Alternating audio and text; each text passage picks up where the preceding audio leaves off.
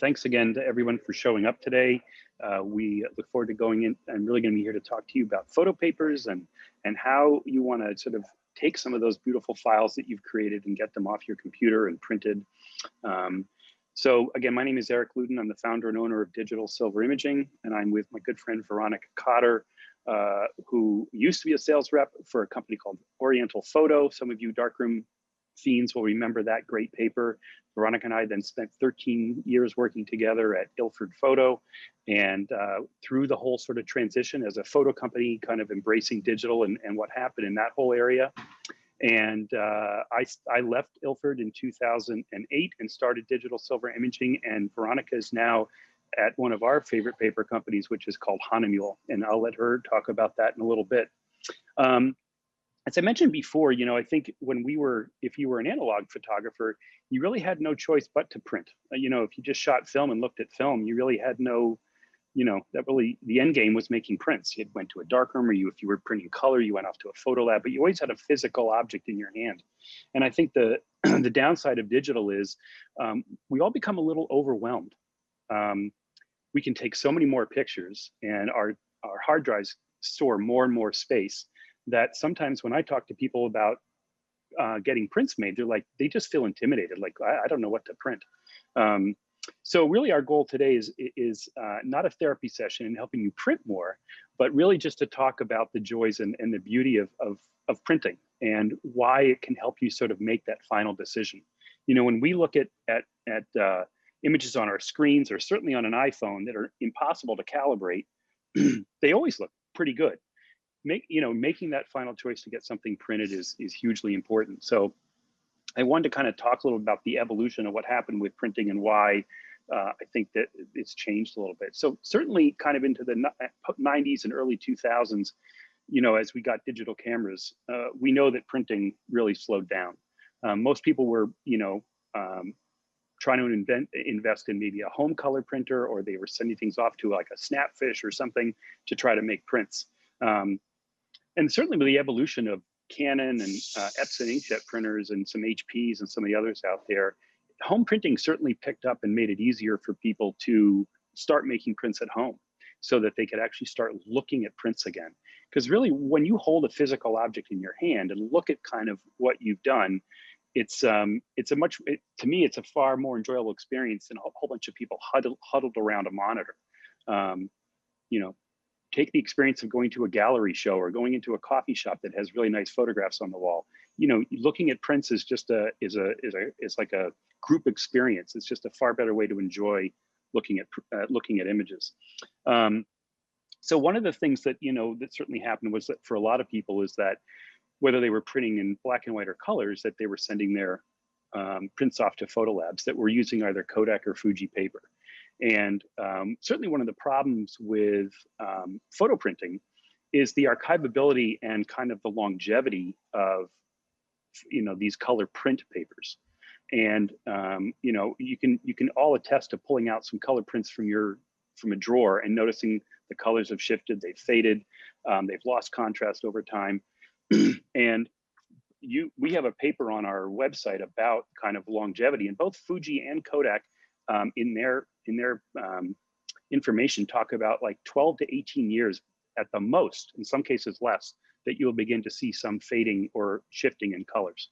And with the advent of kind of the better inkjet printers at home, like the Canons and the Epsons for sure, they're new, you know, they're pigmented archival inks, and with the right combination of paper can give you a much longer lasting print that is, you know, probably has a better color gamut, to be honest with you, because you're dealing with sort of a legacy technology. If you think of photo papers and photochemicals, there's not a lot of R&D going into that material at all. It's just kind of, it is what it is.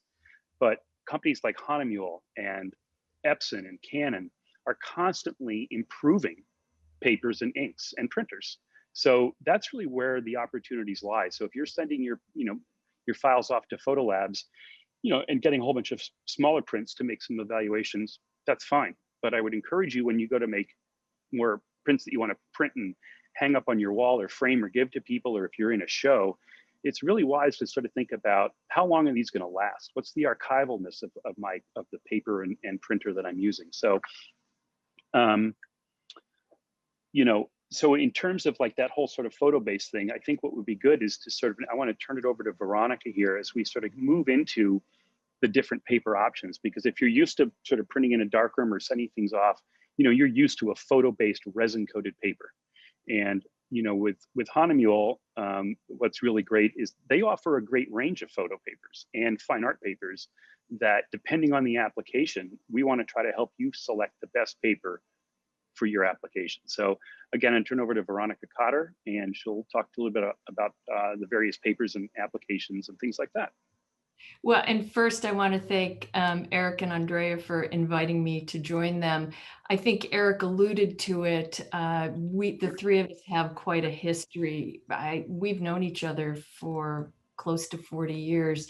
And what's that expression? No friend like an old friend. So when they asked me to join them, I thought, well, yeah, it's hanging out with my friends and talking about printing and papers. And Eric, you mentioned something about the experience of being at a gallery and looking at images. And that reminded me, a few years ago, I did an event with it was a vendor event for a dealer in Northern California. And Hahnemühle had partnered with Canon to make prints for people. And a young guy came in and he was kind of trying to figure out what was going on. So I explained it to him. And I said, "Do you have an image we can print for you? Just email it to us." And he looked at, he's looking through his phone. He goes, "Yeah, I guess this one will work." And we printed it for him. It was like he had never seen that image before. He started to tell me the whole story behind it. Oh, we were on vacation.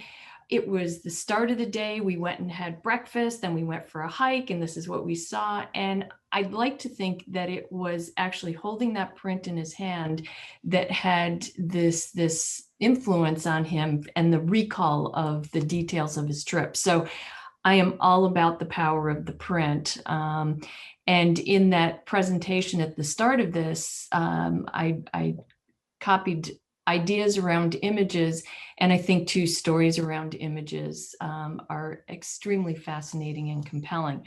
Okay, so back to what you asked me about. Yes, Andrea.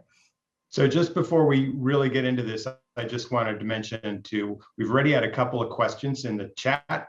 So if you have questions, please put them in the Q&A, and both to Tom and Michael will get to both of your questions. So don't worry about that. And then after the presentations, we're going to talk a little bit about papers first, correct? And then we can answer those specific questions that you had after the presentations. So sit tight and we will get to those questions. And I just wanted to throw that out there, but that's what I wanted to add. So thank you. So photo versus fine art. For those of you that go back to the darkroom days, we refer to the photo papers as RC papers. They don't have the same longevity as the fine art papers. They're definitely more of a price point paper, but there's definitely a place for those papers. Say you're new to printing and you're really trying to sort out just looking at image on paper. It's a great option for that. You also have to look at where, if you're involved in some type of exhibit, where are the prints going to be displayed? A few times I've talked to people who got some of their first shows at a coffee shop or their hair salon. So there's some environmental factors that will definitely impact the image. So you don't necessarily want to go with a more expensive fine art paper. So a photo paper is the perfect choice. And the best example I can think of, on the East Coast in New York, you've had many years of Photoville. We had it 2 years ago. And if you've not seen it, they turned shipping containers into exhibit gallery space, which is, it's a remarkable idea. Once again, it has some exposure to elements, so you don't want to go to the expense, especially when you have these big long prints, of putting them on 100% cotton paper or an alpha cellulose paper. So something like the Photo Pearl, which is a 310 GSM, so it's got a great heft, and it has a beautiful surface. It's one of my papers. It's on my short long list of favorite papers. That's when it makes sense to use a photo paper. Veronica, Yes. can I ask a quick question? Sure. So you called the photo pearl an RC paper. What is an RC paper, and how's that different than what you're calling a fine art paper? So it's a resin coated paper, or I think some people have referred to them as plastic papers. They just don't have the same base, and they don't have the same coatings. When you switch over to our fine art papers, we use cotton, alpha cellulose, which is a refined wood pulp, and we also use fibers, so bamboo, agave, and hemp. And then we actually have kind of the next step up in coatings for those papers. And then when I say longevity, so fine art papers with pigment inks, and I think that was one of the questions, with pigment inks, it's 100 years plus. RC papers, it's that whole thing. How is it being displayed? I think you said 10 to 12 years. I think that's kind of our photo range may go a bit higher, but it once again depends on how it's stored, displayed, etc. Right. And I think that the opposite of a pigment ink is a dye, right? So there are lots of dye printers and dye sublimation printers, and dyes don't have the longevity of pigments by a long shot. Right. Yep. Yeah. The dyes, it depends. And that's also when Eric was talking about traditional color photo papers like the Kodak and the Fuji. Those papers actually, even though they use silver to develop the papers, they couple to a dye, which produces the color. So, and that dye is very sensitive to fading, especially when exposed to UV light. I just want to jump in on sort of follow up on Veronica's comment. You know, we kind of approach things from an application standpoint, like Veronica said, and we have printed multiple shows as part of Photoville. And it is really the only paper we ever use is the Hahnemuhle Photo Pearl. Stands up well to the, you know, the elements inside of these shipping containers. But the, you know, I was just holding up a print here. I mean, the quality and the surface really are beautiful, but the durability and the economics of it make it perfect for that kind of application. And I will also reiterate what Veronica says, whether you're printing through us or at home, you know, that's a great go-to paper for printing out a bunch of small prints to make some final determinations. Well, and that paper, Eric, in particular, is very, very popular in the school market. We sell 11 by 17, 13 by 19, 8.5 by 11 all day long into photo programs. It's just it's a great paper. And the other there are many wonderful things about digital, and I still equally love analog, is that you can print both color and black and white images on the same paper. And I always stress to people, if you look at one of our swatch books, you may see the David Lynch image on the Photorag Baryta. So I think the natural tendency is to pigeonhole it as a black and white paper, but I have seen stunning color images on that same paper. So that's going back now to the Photo Pearl. That's why it's a terrific choice and option for students.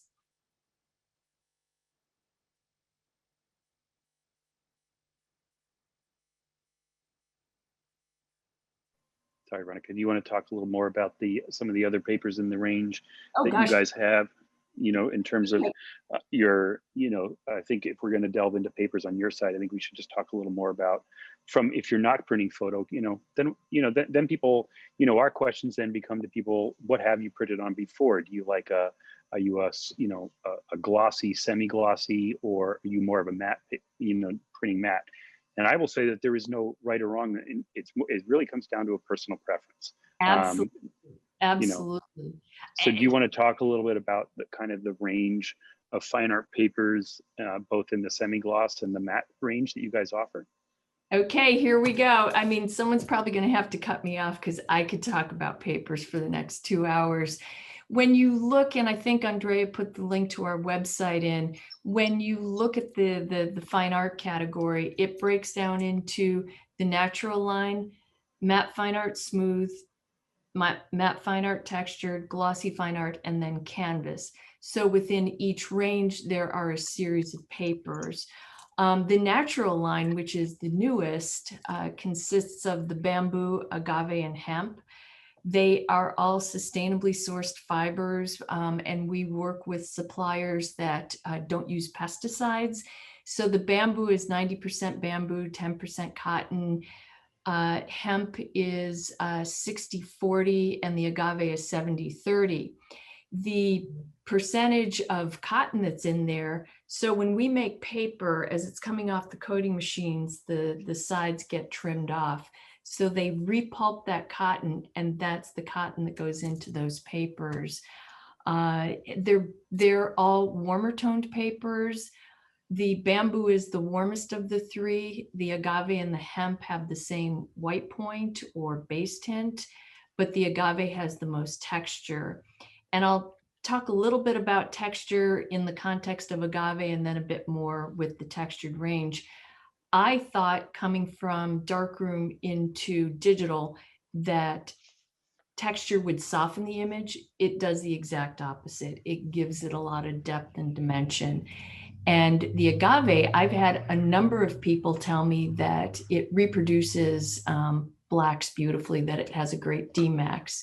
So that's the natural range. I will also tell you that 5% of the proceeds from the natural range, both on the digital fine art side and then the traditional fine art side, so traditional with sketching, watercolor, sketch pads, etc., 5% go to fund both regional and international programs, all environmentally focused.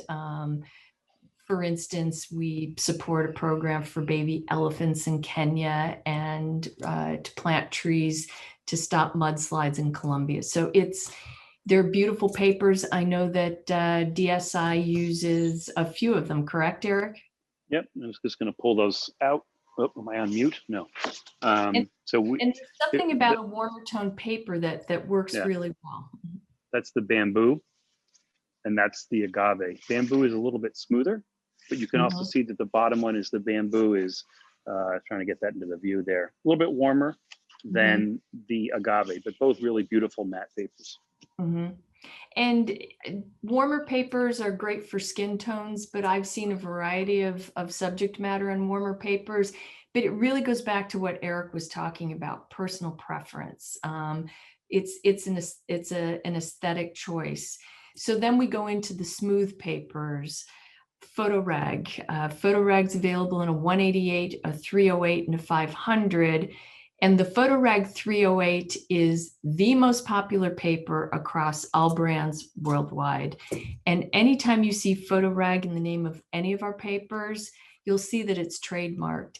It indicates that it's 100% cotton paper. And there are variations. So then there's Photorag Ultra Smooth. There's Photorag Bright White. And then there's a paper in there that often gets overlooked. It's the rice paper. And it's 100 GSM. It is not a traditional rice paper in that it doesn't have the embedded fibers, but it is translucent and it has a really good heft to it. You can lay a lot of ink down on it. It won't buckle. I know people that fold it, crease it, stitch it for a variety of applications. So as you're looking at a swatch book or thinking about papers, I know photographers that use rice paper for books. We've used it to create window shades in our mud porch, decorative lampshades. It really has a number of creative applications. Also in the matte smooth range, we have two double-sided papers, Photorag Duo and Book and Album. The difference between the two, Book and Album is a grain-specific paper, so the grain of the paper goes in with the binding of the book. The textured range. So once again, I want to stress this point that textured papers, I used to think would soften the image, but there is something about that texture that when you see the print, it kind of draws your eye in and you just want to get closer and look at the details in those images. So in that range, There's the William Turner, which by far has the most texture. And William Turner comes in a 190 and 310. Last year, I did a presentation with Canon, actually, and one of the tech reps at Canon absolutely loves the William Turner. We've actually renamed it the Dave Thompson paper because he is such a big fan of the paper. So I put him on the spot. I said, Dave, how would you describe the paper? And he thought for a minute and he said, handmade. And it really does feel and have that look of a handmade paper. Then another one of my favorites is the torchon. The torchon has a bigger pattern to it, but it creates a beautiful border for the image. So most people print with a border so that that texture of the paper really complements the image. There's Albrecht Dürer, there's German etching, and museum etching. And I would say of all of them, the German etching and museum etching have the most subtle or refined texture. It's still there, but probably, as I said, the most subtle of all of them. And of all of them, the museum etching is the heaviest at 350. So now, Eric, I'm going to put you on the spot. You print with a textured paper, correct? Eric, you're on mute. Thank you. Yep. Yeah, so we do print with a variety of the Hahnemuhle papers, which we can show you a little bit later on our website. Or Andrea, maybe you could post a link to our colored print page, our inkjet printing page, so that they can see that.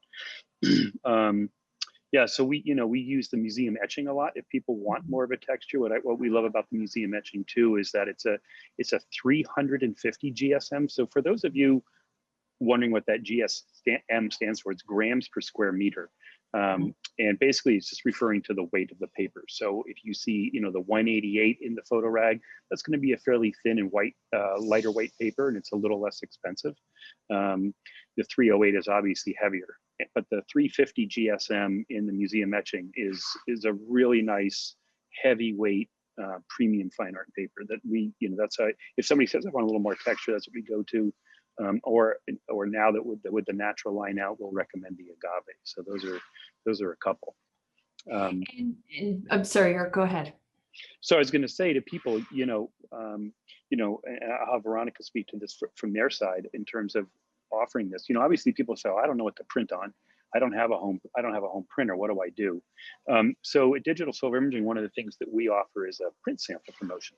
And so you can send us, you upload one file to our website. You can select 3 different papers and get 3 8.5 by 11 prints that we print them full frame. We don't crop your image. And we also don't adjust the image on our side because we want 2 things. Number one, we want you to see your file printed on 3 different papers. So I recommend to people, if you're trying for the first time, maybe you try the Photo Pearl, and then maybe you pick one of their lovely fine art semi-gloss papers, which Veronica will talk about next, and then one of the matte papers. And so you get that whole thing for $45, which includes shipping. But if you are printing at home, Hahnemuhle puts together a few great sample packs that have a few sheets of each paper in there that you can get from your favorite photo dealer. So I don't know if you want to talk about those different sample packs that you guys offer, Veronica. There are 2 options, 8.5 by 11 and 13 by 19. And there's one for each range. So I talked about the natural range. So there's a corresponding sample pack. The matte fine art smooth corresponding sample pack, and same for the textured and the glossy. As I mentioned, 8.5 by 11 and 13 by 19, 2 sheets of each. And the great thing is they're all marked on the back. So they have the name of the paper.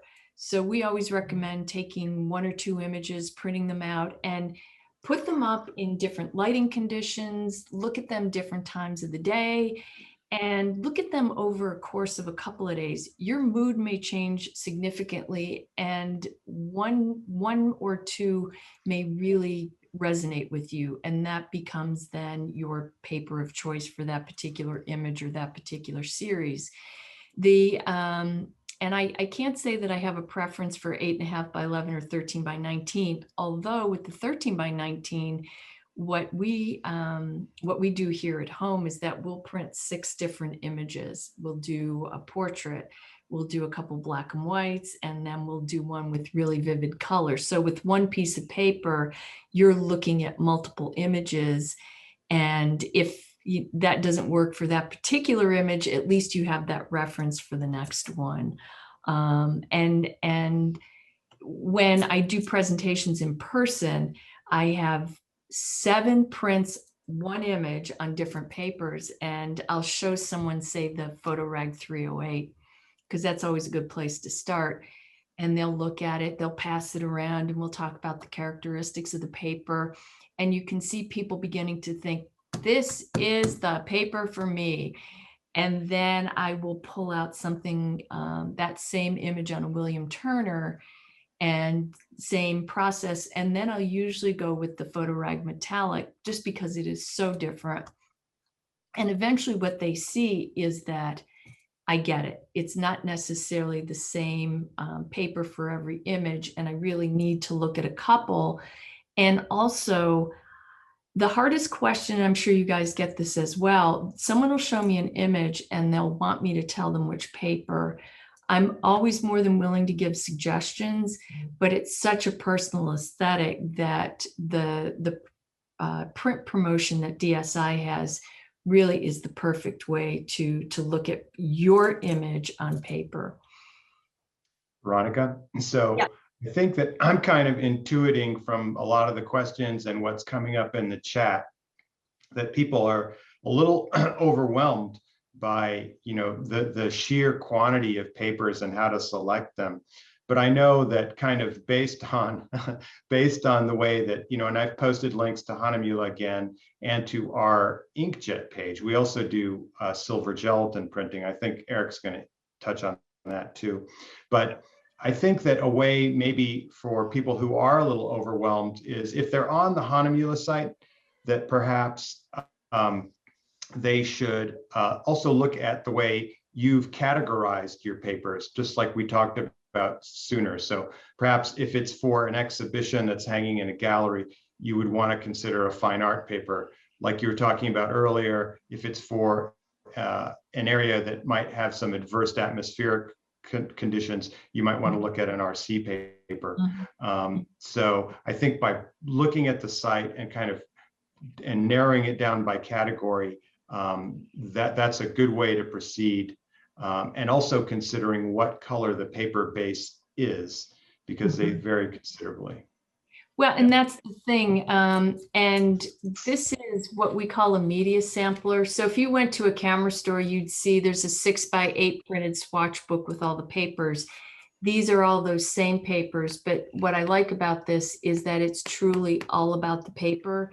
And you can fan it out. Some people, you know, unscrew it and lay the papers out. And you really begin to identify, Andrea, to your point, the differences in base tint, texture, and even weight. And you really begin to think about how it all kind of interacts with your image. They're all really important considerations. And okay, I am willing, if you send me an email, I will, with your mailing address, I'll send you one of these. And as I said, it's really a great way. And also what I like about these, so if you're printing yourself, obviously you can look at papers, as I said, base tint, texture, and weight. But also when you're working with Eric and his group, you can have that conversation based on those same characteristics. If you're outside the US, I will try and link you with one of our selling companies. But if you send me your name and mailing address, and also we're waiting for a resupply from the mill, so it may take a little while, but I will get it to you. So Veronica, how do you want me to handle that? Do you want me to put my email in there, please, Andrea? In the chat? Yeah. Yep. Okay. Here goes. So we talked about, and Veronica, I just want to make sure that is your current email, because I know there were some switches in emails, right? Veronica.Cotter.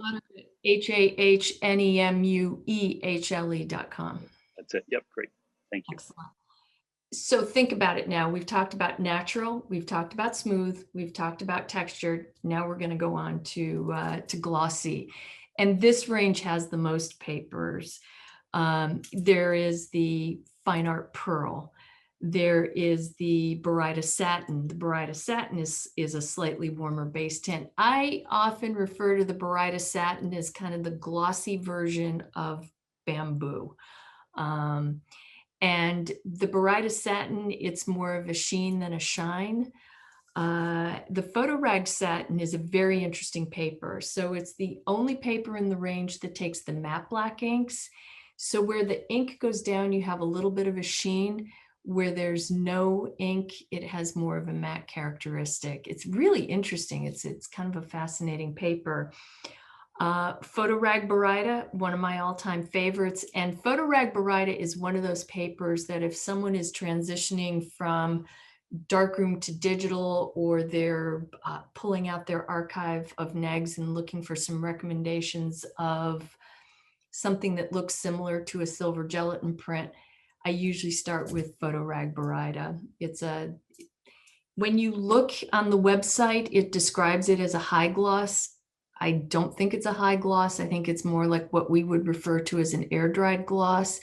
It's a 315 GSM and it's got a little bit of texture. And as I said, air dried gloss. Photo Rag Pearl, Photo Rag, so it's 100% cotton, slightly warmer. Another paper that I recommend. The Fine Art Baryta, so if you compare that to the Photo Rag Baryta, it has a little more gloss, a little more texture, and it's a cooler base tint. And it's a 325 GSM. Then our Photo Rag Metallic, which we introduced a few years ago, it is a stunning, stunning paper. Usually when I say metallic to people, they're thinking polyester base, high gloss. This is not that paper. It's 100% cotton. It has a beautiful proprietary metallic pigment coating, and it's a 340 GSM, so it has a really good heft. Is that what you have there, Eric? It is a beautiful paper, and it reproduces black and white and color beautifully. I was skeptical coming from, 25 plus years of black and white, but it does a really good job with black and white. It's stunning. And then the final paper in that range is the Baryta FB, which is the heaviest at 350. It has the coolest base tint and the most gloss. And then we have canvas. So Cezanne, gosh, I'm having a brain fade. We actually have a metallic canvas, Goya, and a few others, all on the website. I think we're really focused on papers today. Yep. And Eric, since we're talking about papers, do we want to talk about protective spray? Yeah, I want to just take a moment to talk a little bit about the silver gelatin process for black and white, which is so. One of the reasons I joined Ilford was because I was a passionate black and white photographer way back in the day, and in the mid 90s. And the reason, it was really the same reason I decided to start digital silver imaging in 2008. So as digital evolved, and if you were shooting digitally, there weren't a lot of easy ways to make real black and white prints anymore. If you transitioned from film to digital, there were some solutions. One of the biggest problems was that a lot of labs were then printing black and white photos on color C print paper, Fuji or Kodak. And the huge problem with that is that there's always a color cast, because again, it's a color process, and you're trying to print a black and white image using color dyes and colored papers. So Ilford in 2006 figured out how to make a paper that was responsive to these big machines called laser enlargers. You may have heard of a Lambda or a light jet, or you may have heard the term digital C print. They all expose photosensitive color papers with a laser, and then it's processed in color chemistry. And in 2006, Ilford figured out a way to actually take one of their resin-coated papers initially and coat it with a sort of a more, because the lasers are very bright. They're not like your typical, Bessel or Omega enlarger. So they made a resin-coated paper that could actually be printed, exposed in a laser enlarger, and then processed in traditional black and white chemicals, so that the result, was a resin-coated, as you can tell, it's plastic-based, right? RC print, but The beauty was that it was completely neutral in image tone, and there was no color cast at all. And about a year or so after that, all the artists started saying, well, if you can coat a resin coated paper, the fine art world really wanted something on fiber. So again, it took them a little while in R&D, but then they produced a fiber-based paper, which is a true silver gelatin Ilford fiber-based paper for you old darkroom printers. It's coated on the old Ilford Brome Gallery base. And so it has a very high silver content. And that still goes through our Lightjet 430 laser enlarger. And then it gets processed in a custom built black and white fiber processor. So I'll give you a little spin here of our lab. I can turn this camera slowly around here. And there's our darkroom sink over there. And that big gray machine is a 52-inch custom built black and white paper processor, so that it has developer fixer and a total archival wash process. And I'll just keep going a little bit so you get a little quick tour of the digital silver imaging workspace in our lab and all the things that we do here. So, but the beauty then is for people who are classic, really want a true black and white classic print, you can get a silver gelatin air dried gloss fiber print. We can use selenium toning, which I did a whole bunch of prints the other day in the sink. You can selenium tone your prints in real chemicals. So again, this is, and it's additional cost, but we run it through selenium toning. Or we use a really beautiful toner from PhotoSpeed, and it's a sepia. So hopefully you can kind of get a little understanding of that. But again, this is not— Back up a little bit, Eric. Back the print up a little bit. There you go. Yeah, so it's, but again, that is run through chemicals. So it actually tones the base of the paper as well. So, so again, it's another option, you know, for purists. And we have a lot of clients that really want a true silver gelatin print for their black and white papers. We have that as an option, and it just makes again, museums, galleries, and people who have had darkened experience get that option. And that's not to say we won't print black and white on some of the fine Hahnemuhle papers. You know, we recognize there's only one surface for the fiber, and if you're a diehard matte person, or you know, want to see something with different textures or different look, you know, we will certainly print your black and white on any one of those fine art papers that we just discussed. So, and then in terms of like, sorry, Veronica was going to talk a little bit about how to protect prints. And I think that that's an important discussion, because a lot of people ask, okay, so now I printed it. How do I protect it? Do I need to frame it? What if I don't frame it? What if I just want to mount it and put it on the wall? So I know that Hahnemuhle makes some protective coatings that Veronica can talk about that we can apply here in the lab for you. Well, and I just wanted to say, boy, there is nothing like holding a silver gelatin fiber-based print in your hand. I mean, we still have a darkroom here at home, and I think it underscores what a remarkable time it is to be involved with image making. I mean, Eric, you know this, Ilford's film sales are up, and it's the, you know, under 30 demographic that have discovered film. So do they choose to go in the darkroom? Maybe they're scanning and doing digital output. You know, for those that have an archive of negs, maybe they have access to a darkroom, maybe they don't. But the bottom line is, it is a wonderful time to be involved in image making. And Eric brought up when to use, why to use a protective spray. And this is purely my opinion. So if a print is going to go behind glass in a frame, you don't necessarily have to spray it.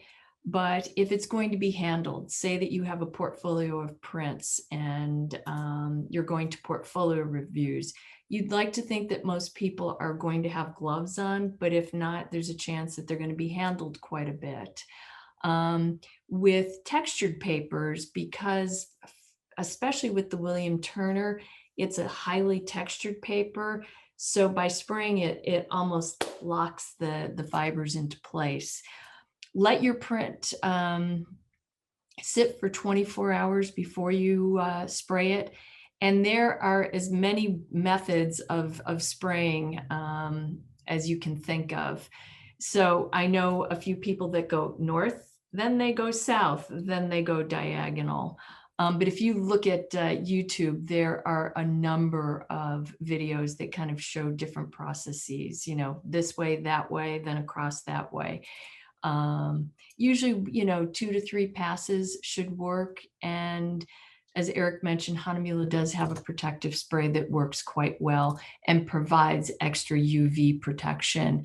We're actually in the process now of trying to really determine how many extra years. I've heard 30 years of UV protection, but I'm sure once we have the results of those tests that they'll post it on our website.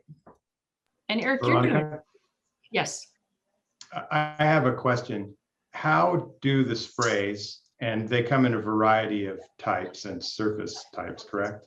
Yes. No, do? I'm sorry. It's just, I'm sorry. The varnish does, the spray just comes in one type. And I think I know where you're going. It doesn't affect the texture. It doesn't change it at all. Okay. And my other question is, does it influence the look of the print at all? A little bit. It does. I would say on the semi-gloss papers, it has like no apparent difference. On the matte, just slightly, and what we show some people, if you put it on the matte, it actually punches up the Dmax just slightly, but it's not a significantly noticeable difference. But it's one that, you know, I tell people, you know, when you rub your finger across the print, you can't tell it's on there. But it does add, you know, a little protection against fingerprints, and it does add a nice, as Veronica said, it sounds like they're doing some tests, but it does add additional UV protection. So if you're, you know, if you're someone who doesn't want to put something in a frame and likes to sort of float mount a print on the wall without glass and all that stuff, it's really a nice way to enhance and protect the print, because especially if you've gone through and listened to us talking today about the variety of papers. And if you frame it and put it behind glass, you kind of then one step removed from all the kind of considerations you put into selecting the appropriate paper. So if you mount it, you know, which we offer a variety of mounting options, and then we spray it for you, you can put that right up on the wall and not have to worry about its, you know, how long it's going to last, because you've added that, you know, 30 plus years of UV protection. Well, and Eric, you bring up a good point. The papers are just, there's such a beautiful variety. And I think you want people to have that kind of that interaction with the image and the paper. And more, I'm seeing some really creative and clever options to how people will display work.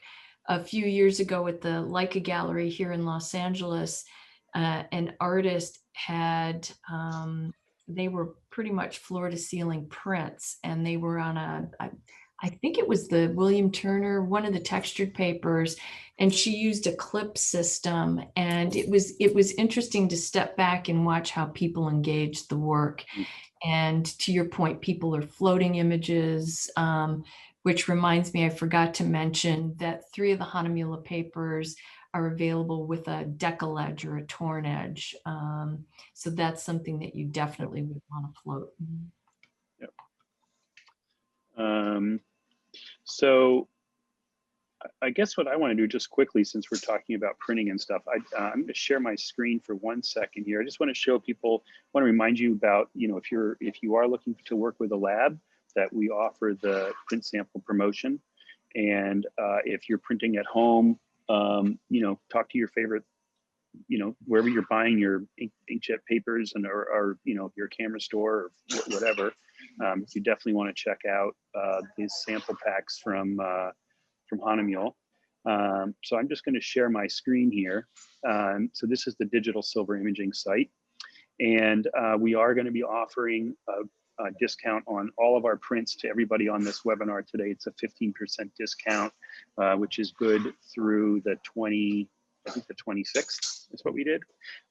So when you go there, you want to order through our value print page, and through our value print page, you can get all the papers that we offer, and both inkjet and silver gelatin. The promotion is on this section of our website, the prints only. We just didn't want to complicate it with the other 2 options are for silver prints with mounting and framing and inkjet prints with mounting and framing. But you want to really focus on the prints only option here. And then at the bottom here is the link to our print sample promotion that we talked about. The black and white, just so you know, it comes with 1 photo pearl and 1 of the photo gloss prints. And on the inkjet papers, you get to pick the 3. So that's why there's an image of 3 prints. And we do label the back of each paper. We have a little Avery label we stick on the back, so it makes it easy to identify which paper you've selected. And I just want to remind you, if you send us a square image, we will print it square on the piece of paper. If you send a panoramic, we're going to print the whole thing. We do not crop anything on these. And again, I pointed out earlier, we do not make any adjustments on these. And here's the reason why. Our goal is to have you work in a calibrate, to try to get your monitors calibrated and looking right. If our prints come back and look too dark or too bright compared to your screen, there's a good chance you're out of calibration. And I would recommend either going to our website or onto the 7 Insider website and watch our video that we did on monitor calibration, because that's a huge part of this process. Whether you're printing at home or whether you're printing from us or some other lab, if you really want to start doing printing, I highly, highly, highly recommend that you calibrate your monitor. So, so that's about our website. And again, you'll get an follow-up email here from 7 with the special promotion for printing. So I'd love to sort of follow up on all the questions. I saw one in here about John Cohn and his interesting black and white inkjet system, which is, John's a great inventor, and I think he's like a scientist at heart. And if you are a person who really likes the total control and wants to do black and white printing, I would say it's the best option if you are committed to doing printing at home, to do black and white prints. It really is a phenomenal system.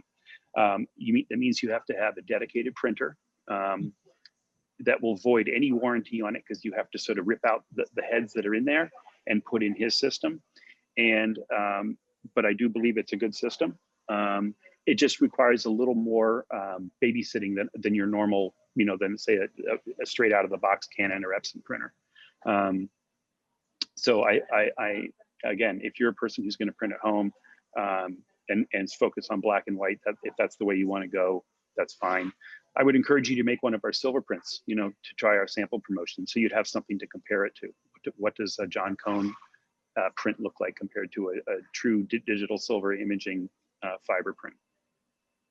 Well, and Eric, I've met people over the years that have the luxury of having 2 printers, where maybe they've upgraded to a newer version of a printer, and then will sometimes take that older printer and dedicate it to the piezography. But they are beautiful prints. I have seen them over the years, and they are really beautiful prints. So Andrea, do you want to kind of walk us through questions? I did see another one in there, but why don't you go ahead and see what we can help answer? Yeah, so I'm just going to try to go through these in order as people ask them. We had a question about sugarcane paper. Was that something that Hahnemühle made at one time, Veronica? Yes. I think it's not available in cut sheets. When I started 8 years ago, it was just starting to kind of be phased out. I think it would be a nice addition to the natural line. I think we still have some in rolls. If you send me a note, if you're truly interested in getting some, just send me a note and I'll let you know. There are no cut sheets, and we have limited availability in rolls. We had a rough and a smooth version. Yeah, so we have a really interesting question from Abdullah in Sarajevo, and who's a photo student, and they don't teach, he's not getting taught about printing, and they outsource their work to labs, but he says their labs aren't knowledgeable. And what would you do in that situation, I think, is the kind of the gist of that question. What would be your guidelines for that?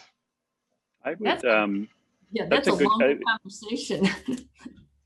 I was going to suggest, one of the things that, we pride ourselves on is we are a Hahnemühle certified print studio. And, by doing that, we worked with Hahnemühle, did some testing and got sort of, certified. And I know that Hahnemühle has a great link on their main website of how to find a certified print studio. And those certified print studios should be knowledgeable of all papers, and obviously Hahnemühle, but there may be some other brands that they offer for if Hahnemühle didn't have something in their range, whatever. But I would look for one of those labs. So maybe we can. I think Andrea just posted that link. Did you just post that link? Yep. So yeah, so that's and they go and that is a worldwide lab locator. Okay. So I have a question, which is they want to know what kind of print is good for aluminum die bond. I assume that's to mount on die bond. What kind of paper is good to mount on die bond? Really, Veronica, I'll answer that just because we do a lot of mounting here. But so we mount our silver prints onto die bond or aluminum. Just so you know, we're working on a large series of prints right now that. For any of you in the New York area, want to go to the Whitney Museum, we have a large series of prints that are on the wall there from Dawood Bay. They're all 48 by 60 silver prints. But really, any one of Hahnemühle papers mounts absolutely fine to die bond. We use a very good pH neutral adhesive. We cold mount them using a 60-inch wide press. So we have not had any papers not work well. We've had no issues, whether we're face mounting a print onto die bond with acrylic on the front, or whether we're doing a fine art print that's then being sprayed. I've had no issues with any of their papers. So Eric, do you think that environmental factors make any difference in the paper you select? Like for, let's say it's going into a very humid environment as opposed to a drier environment? We get asked that question a lot. I mean, I know some people want to hang a print in their bathroom, or maybe near we did a job for a restaurant, and in that case, what we really recommended was face mounting, because face mounting encapsulates your print in between a backing material, whether it's aluminum or die bond, and then the print literally has an optically clear adhesive on it, and the acrylic goes right up to the front of the print. It's a beautiful look. And it does create a sandwich that really kind of helps prevent moisture from getting in and damaging the print. So if it's super humid, that's one way to do it. I've also seen people just, if you get a print with a frame and put some paper backing on it, that can certainly help as well. And I was just gonna, and Eric already covered it, face mounting. I know that our Photogloss Baryta works really well with face mounting, and it's the perfect expression. It's sandwiched, and a lot of time those are the prints that you see in hotels or department stores, et cetera, where it's a high traffic situation, but they're beautiful. Yeah, so I'll just show you this. Give you an idea of what this is. Actually, this is how we do proofs for people. I don't know, Andrea, can we see that okay? Yeah, that looks good. So this is the entire image printed out, so the person can see the whole thing. This was going to be a part of a triptych and a panel of images, right? But the final size was going to be I think 24 by 36. So what we do is we take the image into Photoshop, size it to 24 by 436, and take a section of it that will fit onto this 13 by 19 sheet. So if you're wondering about colors and detail, and is your image going to hold up to a size you want, we can make a proof for you ahead of time. It's not expensive, but you get the whole image here, and then a section at 100% on this side. And we do that on all our papers, but this happens to be one that we did do face mounting for a person, so for one of our clients. So this is the Hahnemühle Photogloss that we do a lot for our face mounting clients. So I think a proof is good for somebody who's going to make a larger print and wants to see how it's going to basically look enlarged, and also to kind of check their calibration and make sure that it's a good match for the paper. And that's another way to go about it besides our print sample promotion. So James asked for a sampling portfolio, what type of paper and what size print do you recommend? He says the images are digital fine art and graphic in nature. So Andrea, can you repeat the first part? Yeah. Sure. So James is putting together a portfolio, and he wants to know what type of paper you'd recommend, what size. Portfolio, I'm going to assume maybe for portfolio reviews or to show clients, galleries, etc. I'm a big fan of 13 by 19. And actually Hahnemühle has, it's a limited edition and it comes around every couple of years. This year it is the natural papers and the photo rag metallic, and it's 50 sheets of paper. You get the 50 vellum interleaving sheets, and you get a pair of the cotton gloves, and then you get some certificates of authenticity. It's a great value for money, but even if you don't use any of those papers, I'm still going to say 13 by 19. It's a nice size that if you're saying you go to the Palm Springs Photo Festival or you go to Photo Lucida in Portland, it's a nice size. It makes a beautiful presentation. You can move the prints from one side to the other. And also when you're not using it for that application, you can just start to stack them and store the work and then mark them, appropriately. So 13 by 19. Those papers I mentioned are certainly good options, but I will say you can never go wrong starting with PhotoRag 308. That is, as I said earlier, it's the most popular paper across all brands worldwide. I think part of that is it was one of the first digital fine art papers we offered in the late 90s, and people standardized on it. And it's a beautiful paper. My husband's a photographer, and I would say of all the papers he uses, that's his top go-to. One of the things too, just about, I was just going to just chime in as well, Andre, just quickly on the portfolio review side for whoever asked that question. People say, well, I don't, my prints are, I want my prints to be big, and I don't know, I don't want to show people 13 by 19. You could do what we do for our print sample. For our proof is literally you could make a swatch of the thing to show people that it would hold up to a 30 by 40 or whatever you're going to print. But and we've often recommended that to people, that you kind of just show people the details and everything does hold up. So you could just do the same thing in Photoshop, make a strip, put it down on the 13 by 19 paper. So that's something. Or another option. Yeah, or another option would be to print one actual size, maybe one, and carry it in a tube, so you're not burdening yourself with a gigantic box of prints or portfolio of prints. So can I just throw in one other thing? Sure. And I know you don't print this size, but for people that are printing at home, we have photo cards. There's a 4x6 size, which if you look behind me, I've started my collection of postcards that people have sent me, but we also have an A5 size, which is almost 6x8. And that might be a nice option because you can then, always have it with you. And depending if you're traveling a distance, can't pack a 13 by 19, that might be a good option as well. Can you hold it, Veronica? Can you hold up? That is a great thing. Can you hold up that tin again? Because this is Hahnemühle's one of the only papers, the only company I know that do this. Not only is the paper really good, but you get this great metal tin to carry your prints around in. It's awesome. And the paper in both the 4x6 and the A5 size all have the rounded corners. The other nice thing is you can actually print on the back. It's not coated, so you can't do an image, but you can, it holds up really well with text. So we've started making our own postcards, and literally this is a selection of postcard. I just got my first international postcard from the Netherlands. I'm very excited. So that's my collection back there.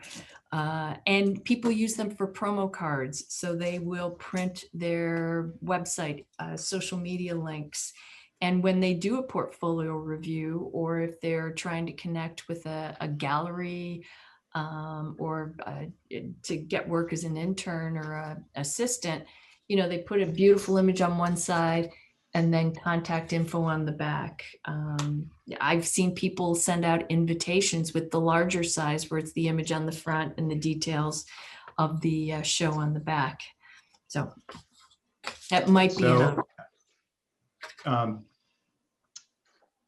we're at the hour mark here, so we're just going to hustle through a couple more questions here. So Ted asked, 45 USD includes shipping to Canada, and I assume Ted's asking about our print sample promotion for our digital silver papers, the DSI digital silver prints.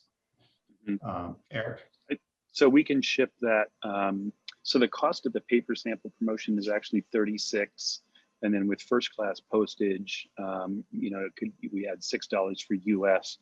I don't really off the top of my head know exactly what first class is to Canada. I know that priority mail to Canada, I think, is like $21, which we could mail that way.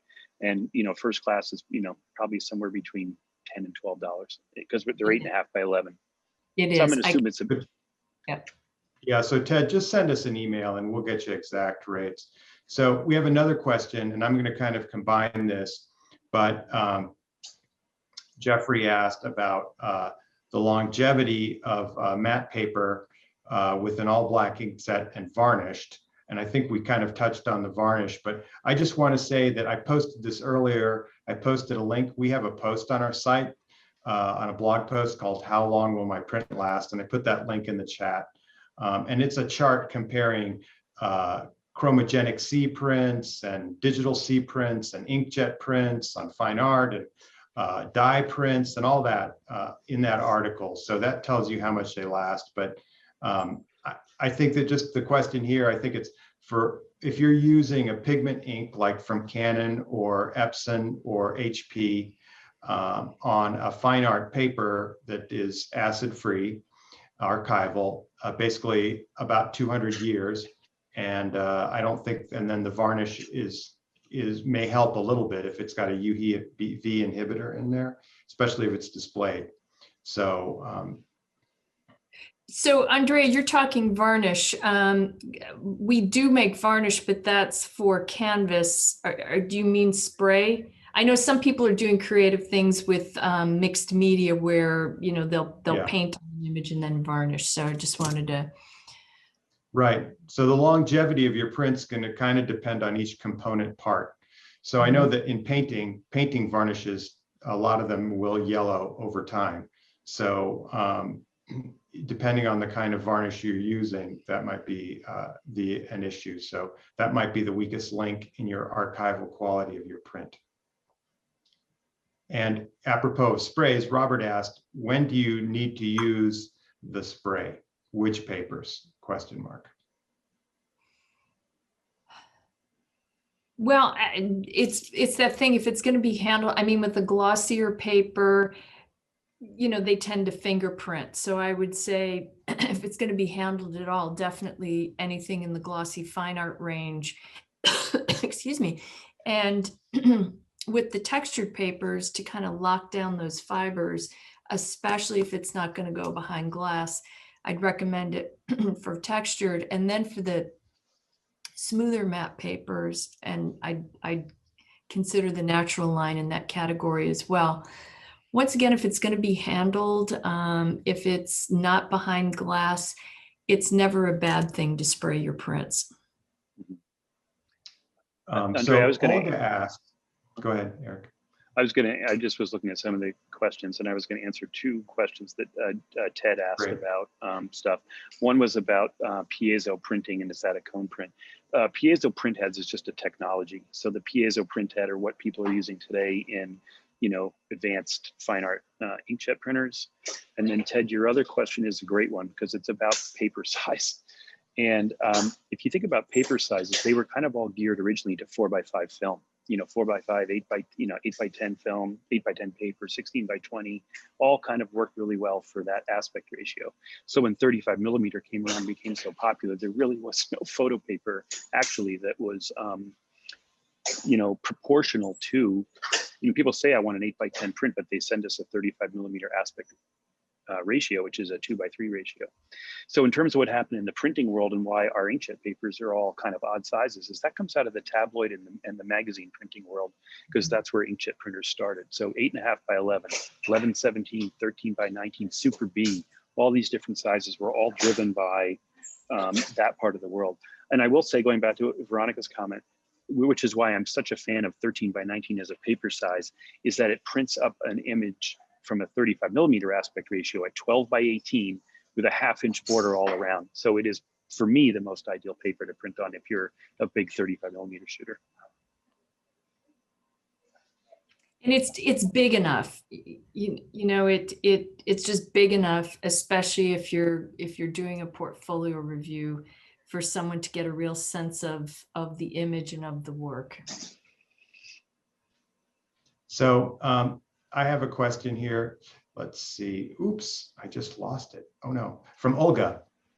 And if I can interpret her question correctly, she asks that if an image is presented, not behind glass, how long will it last?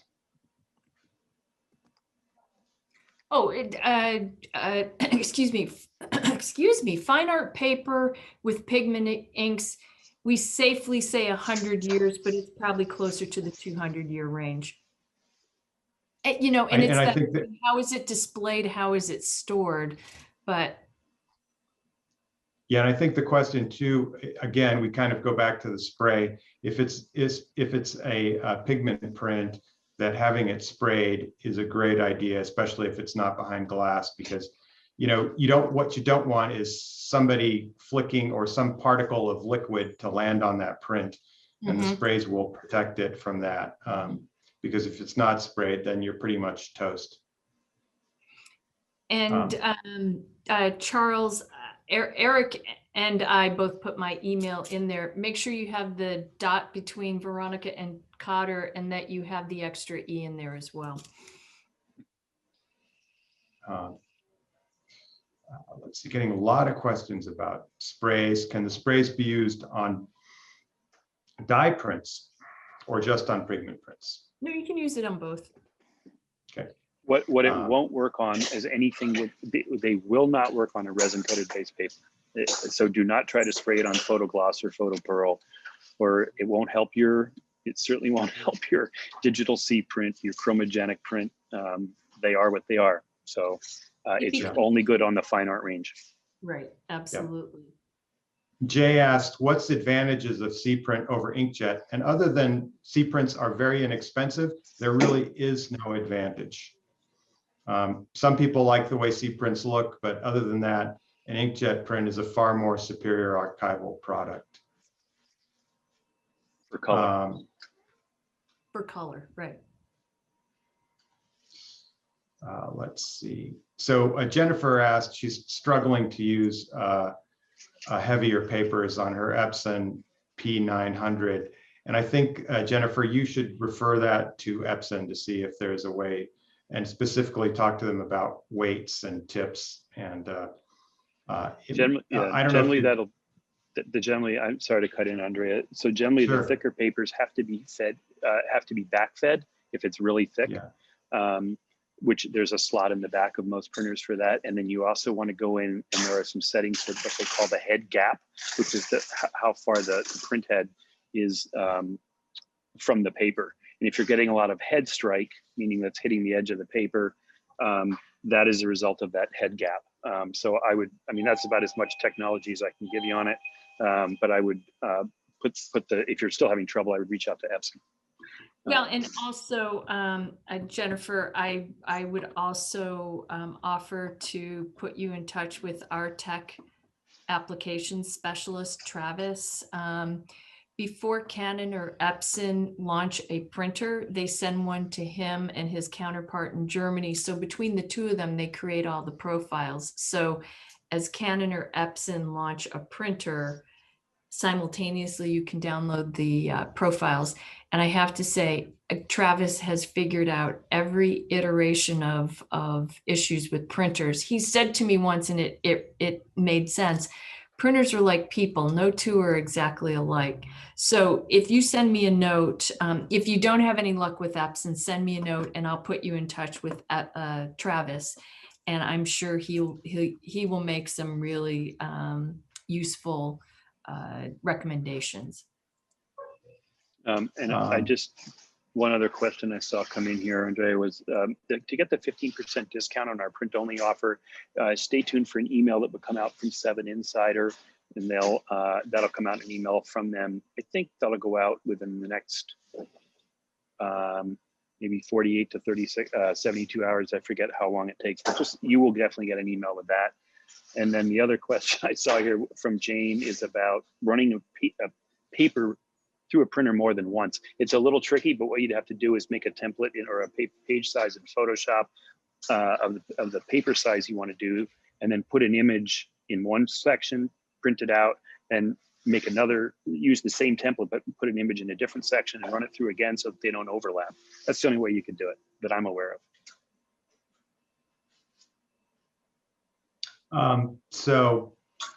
We had in the chat, Charles says that he got an email address correct, but a return came from Hahnemuller with many suggestions on how to get an email through. Confusing. That's interesting. Let me repost your email, Veronica, and see if that's the problem here. Charles, they in Germany, they did some upgrades to the spam filter. So I think it'll still go through. I'll just, excuse me, look in that filter. You know what? I'm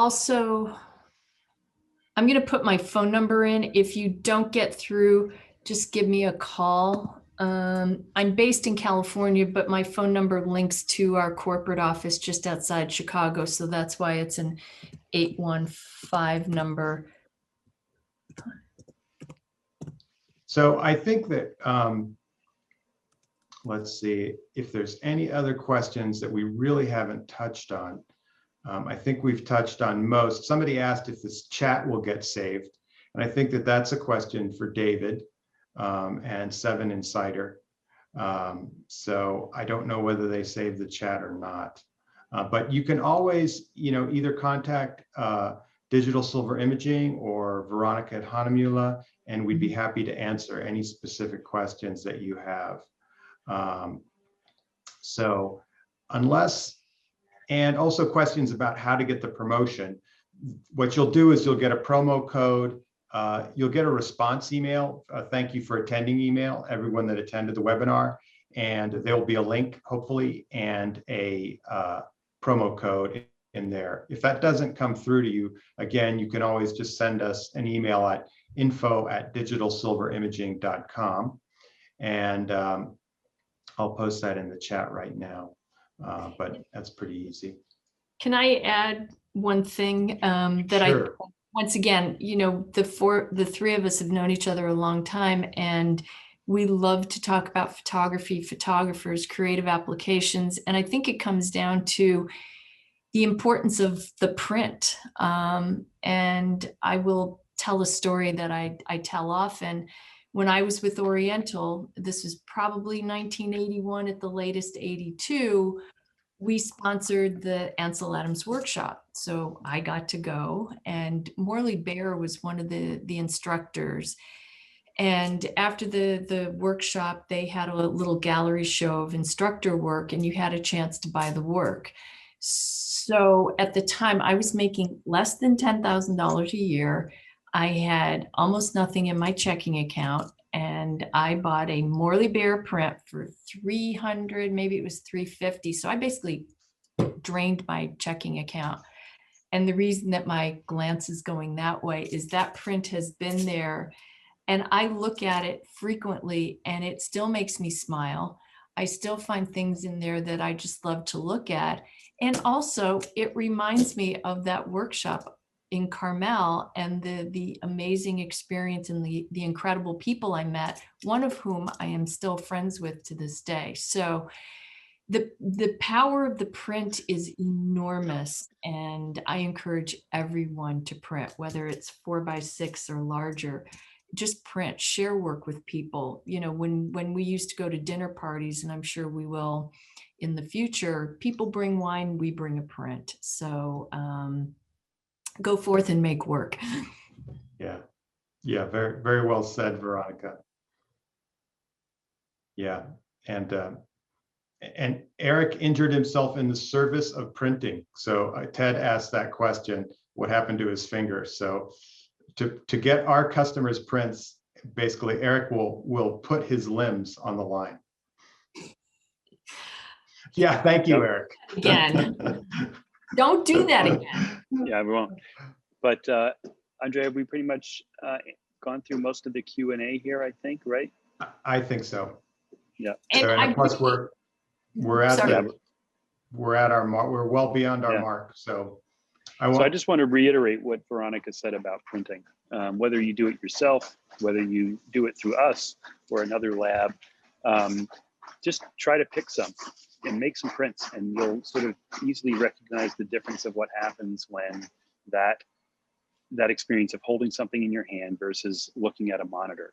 And the other thing is to keep in mind that when you're looking at something on a monitor, it's backlit, and it's a very different experience than what it looks like when you're holding it in your hand. You'll have a different experience and different connection to it. So we really want to encourage all of you to check out our website, seeing all the things we do. We like to be a resource. We have a lot of interesting things that we post there, and so does Hahnemühle. So really want to thank David at 7 Insider and everybody at 7 who have helped us put on this series, and remind people to stay in touch. We've got another one coming up. So thank you to David. And again, really great thanks to Veronica for joining us today. And yes, we have known each other for almost 40 years. I can't believe it. And just want to thank all of you for attending and spending time with us today. That is really the one thing about the pandemic that I see as the silver lining, that, you know, we're connecting with people all over the world that we never would have connected with otherwise. So we're really enjoying sharing our knowledge, sharing our experience, sharing our passion for photography. So I want to thank you all for joining us, and want to thank the folks at Photo Wings again for making all of these technical series possible. So thanks to their team as well. So I wish everybody a great rest of the week, a good weekend coming up, and hope everybody has a great day. Thank you, everybody. Thanks, everyone. Thanks for attending.